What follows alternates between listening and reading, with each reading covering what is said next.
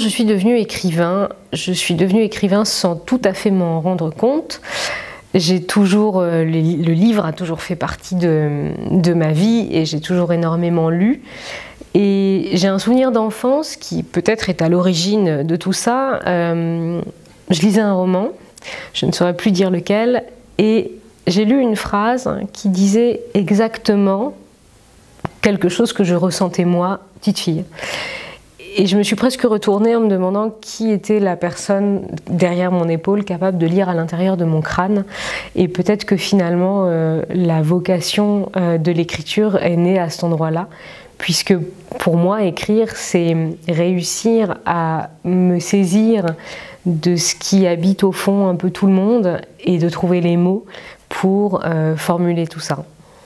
Maintenant, j'ai quand même fait des études littéraires, j'ai fait une classe préparatoire, enfin les 2 années, d'Hippocagne et de Cagne, mais ensuite j'ai surtout étudié les langues, et notamment des langues qui m'ont obligée à réapprendre à écrire. Et puis beaucoup de voyages. Et je pense au fond que l'écriture, c'est moins une technique qu'une manière de regarder autour de soi.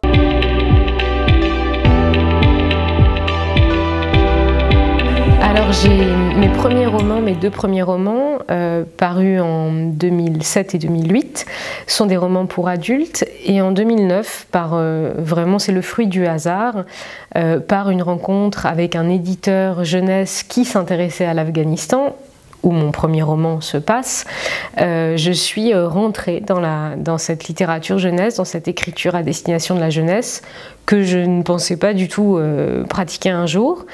Donc je l'ai fait d'abord par curiosité, en me disant bon, allons-y, on verra.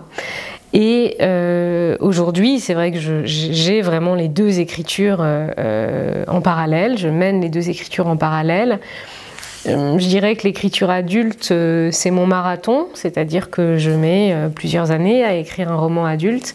Et cette durée, qui est longue, qui est parfois un peu vertigineuse, elle est jalonnée par ces projets plus rapides, au sens du temps passé à écrire le livre, que sont les projets jeunesse. Alors non pas parce que ils demandent moins de soins, moins d'attention, moins de construction, ils en demandent tout autant, mais tout simplement les formats en général des livres sont plus courts, donc malgré tout ça va plus vite. J'aime beaucoup en fait aujourd'hui cet équilibre entre ces 2 écritures, puisque pour moi la jeunesse c'est des moments où je reprends mon souffle, où je respire autrement, je continue à travailler et je reste dans l'écriture, mais voilà, le fait de changer de rythme est pour moi très ressourçant, je dirais.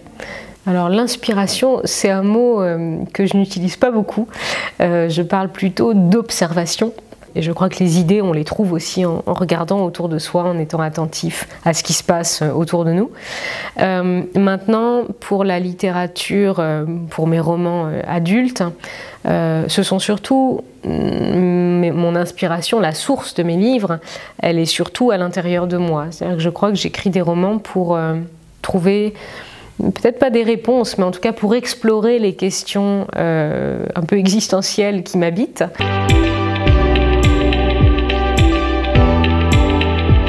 Donc je mène avec 4 groupes de 10e, un atelier d'écriture. Les élèves écrivent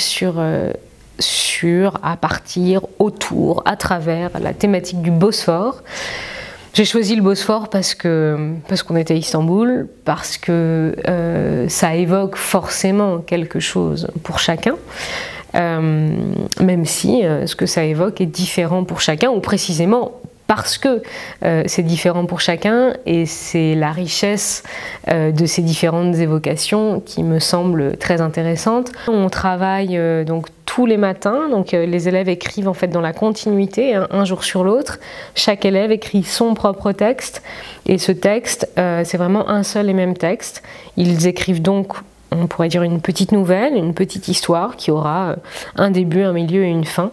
Et tout ça va être traversé par le Bosphore, alors de manière différente selon les textes, selon les élèves, selon les histoires, puisque dans l'écriture aussi chacun met de son propre vécu. Il y a une part d'imagination, mais il y a une part aussi qu'on va puiser en soi, hein, comme je disais tout à l'heure. Il y a le monde extérieur et puis il y a aussi ce qu'on est, et on écrit avec ce qu'on est. Donc chacun d'eux écrit sur une même thématique, hein, sur une thématique commune qui est le Bosphore, mais avec ce qu'il est lui, et ce qui donne un très large éventail en fait de propositions et de réponses à cette interrogation qu'est le Bosphore.